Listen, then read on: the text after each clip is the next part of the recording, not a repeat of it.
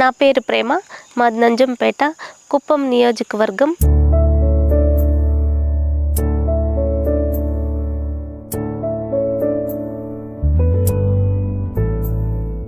ఒకటిన్నర సంవత్సరం నుండి బిజినెస్ స్టార్ట్ చేశాము. మాది సక్సెస్ఫుల్గా బిజినెస్ జరుగుతూ ఉంది. 200-300కు పైగా కస్టమర్స్ మాకున్నారు.